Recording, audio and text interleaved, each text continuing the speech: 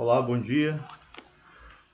Aproveitando que ainda estamos na semana da Reforma Protestante, dos 500 anos da Reforma Protestante, terça-feira foi o dia 31 de outubro, onde comemoramos assim o dia da Reforma Protestante. Então, aproveitando a data, vamos falar sobre a Reforma Protestante parte 2, uma reforma que aconteceu simultaneamente à Reforma de Lutero. Okay? E para introduzir essa palavra nossa hoje, o que acontece? Na Europa, do final do século XV para o início do século XVI, um movimento surgiu na cidade de Florença, um movimento artístico e cultural, chamado Renascença.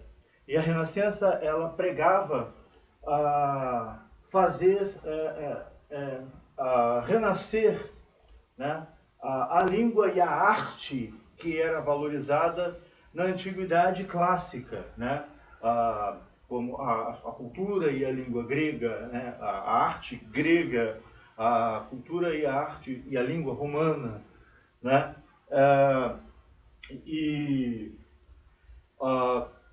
nisso surgiu um movimento intelectual, em decorrência da Renascença. Esse movimento foi o humanismo. E o humanismo, ele pregava exatamente esse aprendizado das línguas daquele tempo. Então, o que acontece? Surgiram dois homens desse movimento.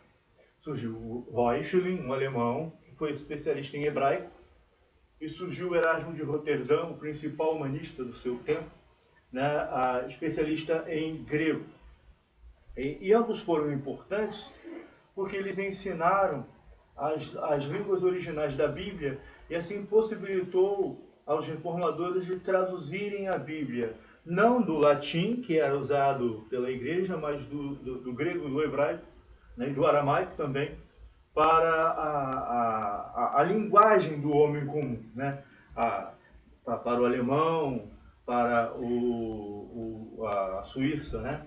E a Suíça, nesse tempo, a reforma de Zwingli ela acontece na Suíça, a Suíça naquele tempo era dividida em vários cantões. Esses cantões eram liderados pelo Conselho Municipal, era a liderança política dos cantões da Suíça. E os cantões ao norte da Suíça eram de fala alemã, daí vem o Ulrich Zwingli. E os cantões do lado oeste eram de fala francesa, E Zwingli, que foi o líder dessa reforma, ele foi dos reformadores, ele foi o mais humanista dos reformadores. Lutero não foi humanista, Zwingli foi. E o que os humanistas pregavam também é uma reforma da igreja, especialmente Erasmo de Roterdã, mas não era uma reforma doutrinária, mas apenas uma reforma moral, porque eles viam que a igreja estava com problemas morais. Papas tinham amantes, filhos, vivendo de forma pecaminosa, mais preocupados com poder, riqueza, e prazeres do que com as coisas de Deus. Então, Zwingli, depois de estudar em universidades onde o humanismo predominava, ele comprou o Novo Testamento grego de Erasmo de Roterdã, o primeiro Novo Testamento grego da história da igreja, publicado, editado, com a prensa, que havia sido inventada cerca de 70 anos antes, Ele comprou o Novo Testamento grego, publicado em 1516 por Erasmo de Roterdã, e passou a estudar. Ele era um conhecedor profundo do grego, até por ele ser também humanista, muito influenciado por Erasmo de Roterdã. E ele se tornou pregador da igreja alemã de Glarus. E conhecendo o Novo Testamento, ele viu sérios problemas com relação àquilo que a igreja romana pregava, fazia, ensinava nesse tempo. E ele começou a pregar a reforma protestante na cidade de Zurique, E é interessante uma coisa que Zwinglio, ele inaugura uma nova forma de pregar a palavra de Deus. A formação expositiva. Ele pregava os evangelhos, ele começou a pregar de Mateus e pregou capítulo por capítulo, cada dia um capítulo aproximadamente, né? E começando dos 4 evangelhos. E com isso, né, se deu uma reforma espiritual, né, na cidade da Suíça, o cantão de Zurique, né? E aí o que acontece? A igreja naquele tempo ensinava a quaresma, inclusive até hoje, a quaresma aqui no Brasil é aquele período de jejum católico que aqui no Brasil começa, né, depois do Carnaval e antes da Páscoa, né, um período de 40 dias onde os católicos eles jejuam, eles evitam comer certos tipos de comida, né, certos tipos de alimentos. E na Suíça isso também era pregado, né, já naquele tempo. E Zwinglio, ele disse que não há base bíblica para tal costume. E aí, na data da quaresma, lá em Zurique, ele promove um festival de salsicha, onde as pessoas comeram, ele próprio não comeu salsicha, mas as pessoas que eram seus paroquianos, que congregavam lá na paróquia dele comeu aquelas salsichas. Isso provocou um escândalo, né, naquela sociedade, que culminou com o julgamento de Zwinglio. E o que acontece?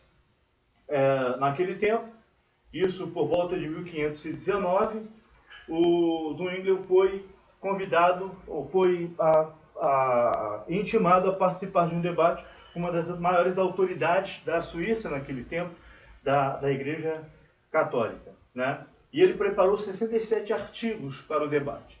Nesse debate, Zwinglio falou e a autoridade católica não encontrou respostas para refutar as doutrinas de Zwinglio.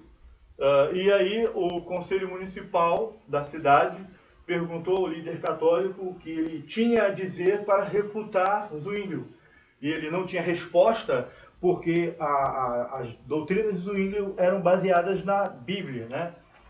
E aí, o que aconteceu? O Conselho Municipal da cidade pregou, né, instaurou a reforma protestante em Zurique, na Suíça, né? E daí Zwinglio promoveu agora uma reforma não só moral, mas uma reforma doutrinária, né, da igreja. Vale lembrar, e isso é muito importante, que nenhum reformador ou pré-reformador queria fundar uma nova igreja, mas eles queriam que a única igreja que eles conheciam se convertesse ou fosse reformada da liderança da igreja para fora, começando da liderança, né, em diante, do Papa, os cardeais e assim por diante, né? E aí o que acontece após isso?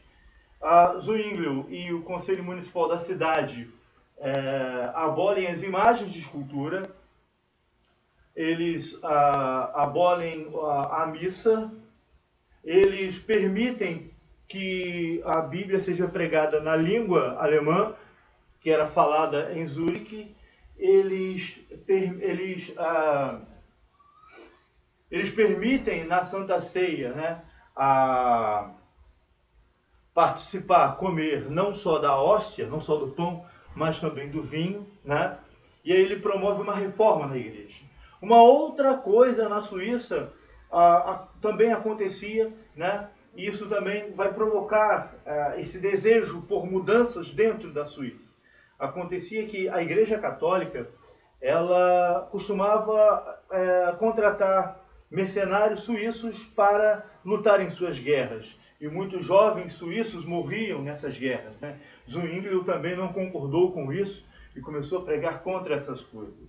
Aconteceu que depois da Suíça, de Zurique, né, se converter ao protestantismo, pouco a pouco os outros cantões da Suíça também foram se convertendo ao cristianismo, né, ao protestantismo.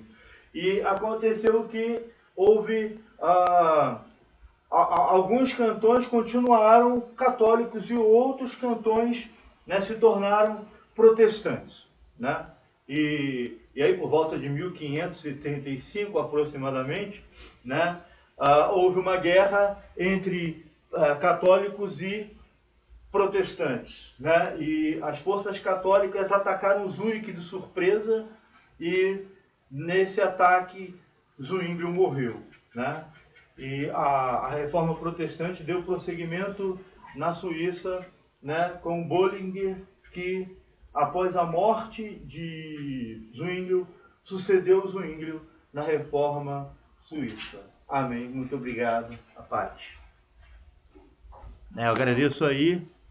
Quero agradecer a meus líderes, né, meus pastores, pastor Leonilde, né, que é meu pastor, vice-presidente do Ministério onde eu congrego, Assembleia de Deus, Ministério Adoração, né, meus líderes lá, o presbítero Romildo, o evangelista Altamir, né,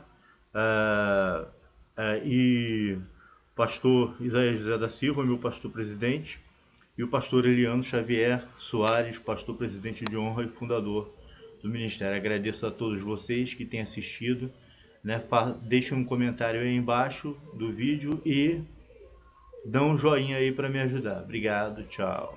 Bye.